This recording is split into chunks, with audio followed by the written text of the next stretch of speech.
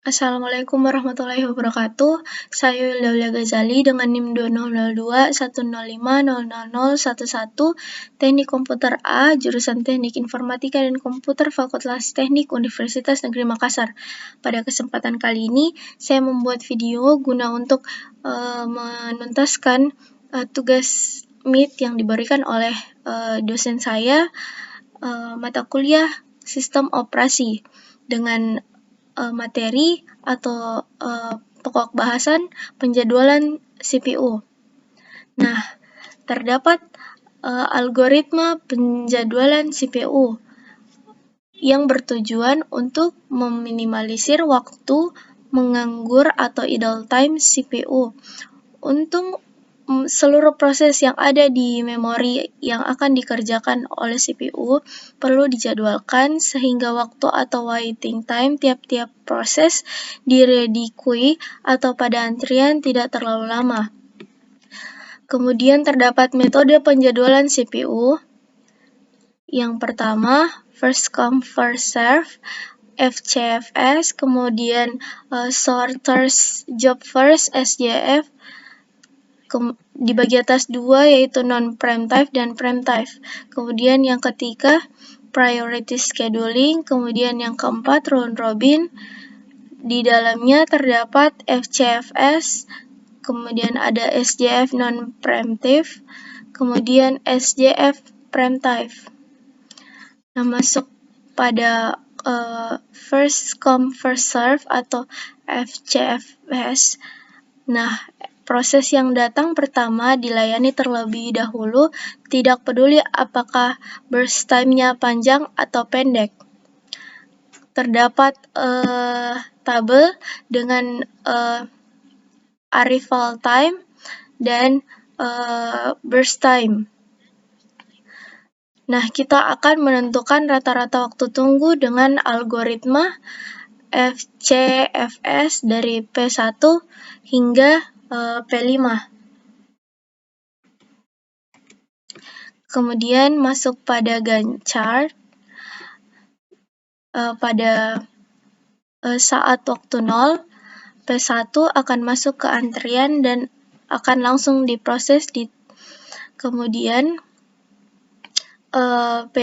P1 akan dijalankan sampai dengan waktu yang ke-12. Pada saat waktu yang kedua, P2 masuk ke antrian.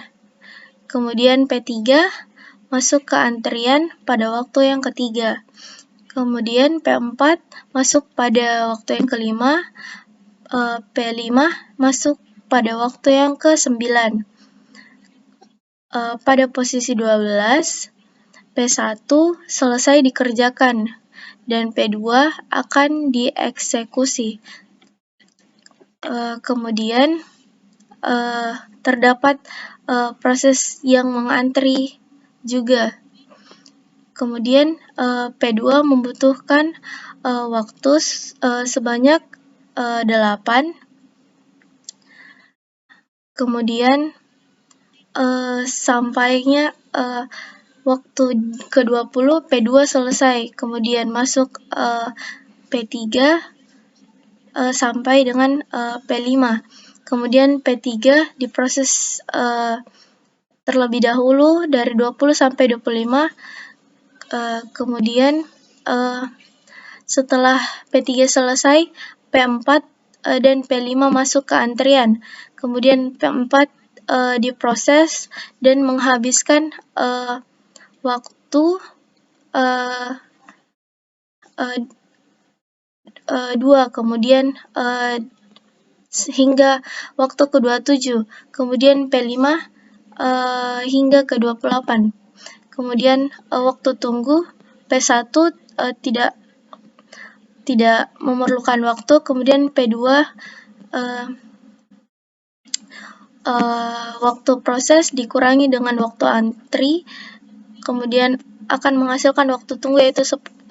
Kemudian P3 masuk pada saat ke-20, kemudian masuk pada saat yang ketiga menghasilkan 17. Kemudian P4 diproses pada saat ke-25, Kemudian P4 mulai antri pada saat ke-5.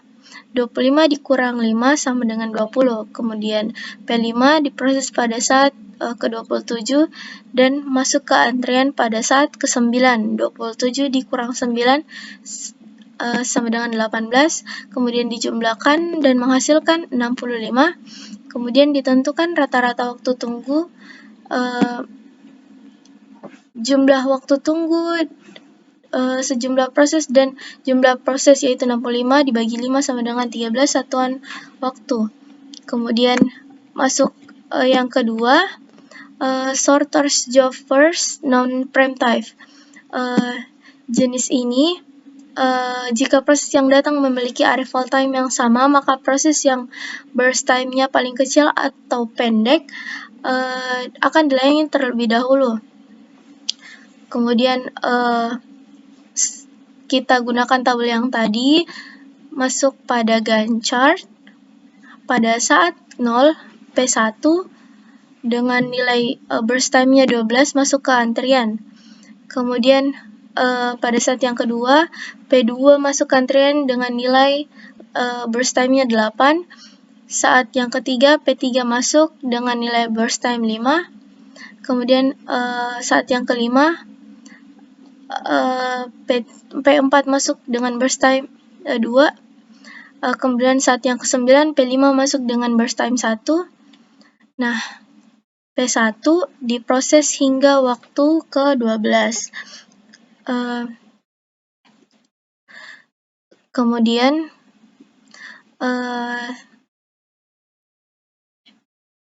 pada SJF non-preemptive tidak ada proses yang akan mendahului yang pertama. Kemudian pada saat yang ke-12, semua proses yang berada di antrian akan bersama-sama masuk ke antrian. Karena proses yang pertama telah selesai.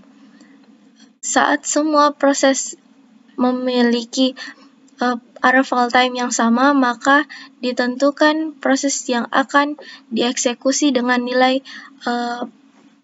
proses yang paling kecil, yaitu P5. Kemudian diproses sampai waktu ke-13. Kemudian dipilih lagi burst time yang terkecil yaitu P4, kemudian diproses sampai dengan waktu yang ke-15. Kemudian pada waktu ke-15 P3 akan dieksekusi karena memiliki burst time paling kecil, kemudian paling pendek sampai dengan waktu yang ke-20. Kemudian pada waktu yang ke-20 P2 akan masuk dan dieksekusi sampai dengan waktu ke-28.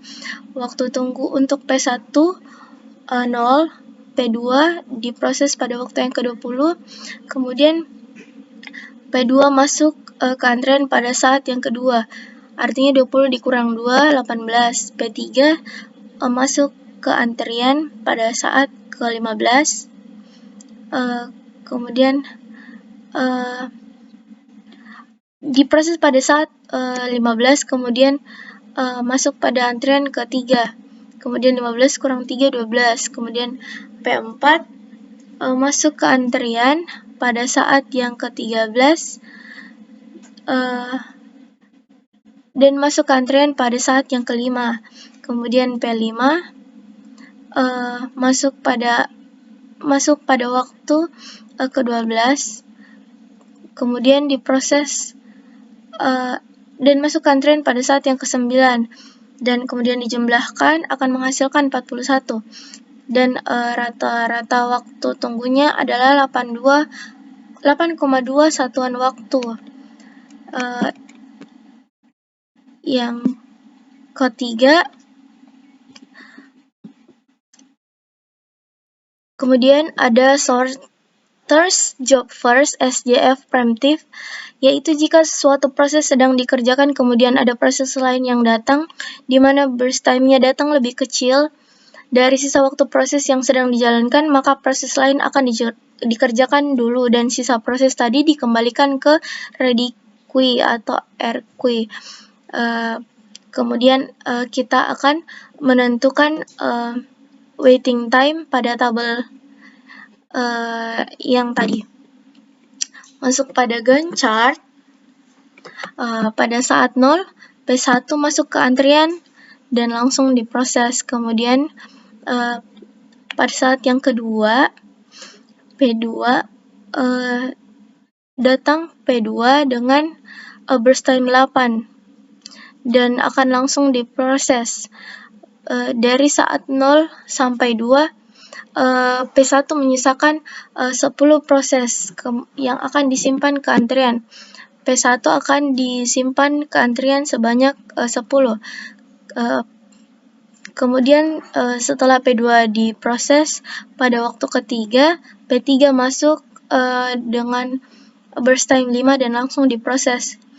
Kemudian sisa dari burst time P2 disimpan pada antrian pada waktu 3, yaitu 7 dan 1. Kemudian P3 diproses, kemudian masuk kepada P4 pada waktu kelima dengan burst time 2 dan langsung diproses.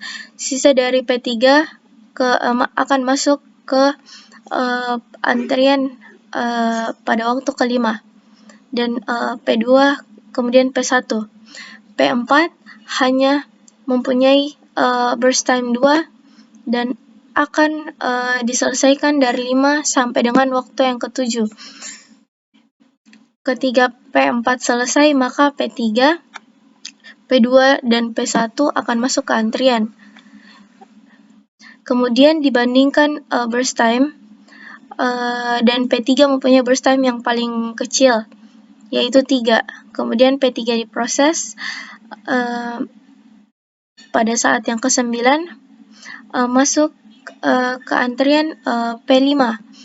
P5 mempunyai burst time 1, kemudian P3 akan melanjutkan ke waktu yang ke-9 dengan antrian bersama dengan P2 dan P1.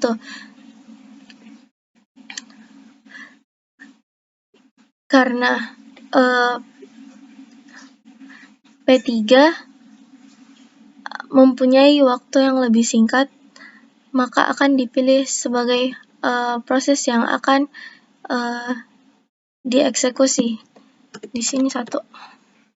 Kemudian P3 diproses, kemudian pada saat yang 10 P3 selesai, kemudian P5, P2, dan P1 masuk ke antrian dan P5 diproses masuk ke antrian hingga saat yang ke-11. Kemudian pada saat yang ke-11 P2 akan diproses karena P5 tadi telah selesai diproses. Kemudian P2 akan dieksekusi terlebih dahulu karena memiliki burst time yang singkat. Kemudian akan dieksekusi sampai waktu ke-18 hingga habis burst time-nya. Kemudian P1 akan diproses hingga waktu burst time-nya, yaitu 28. Kemudian waktu tunggu untuk masing-masing proses, untuk P1 yang langsung diproses artinya 0, kemudian diproses kembali pada saat yang ke-18 dan masuk ke antrian pada saat yang kedua. Artinya 0 ditambah 18 kurang 2 sama dengan 16. Kemudian P2 diproses pada saat ke-11 dengan antrian ketiga, 11 kurang 3, 8. Kemudian P3 akan diproses pada saat ke-7 dan mulai masuk antrian pada saat ke-5.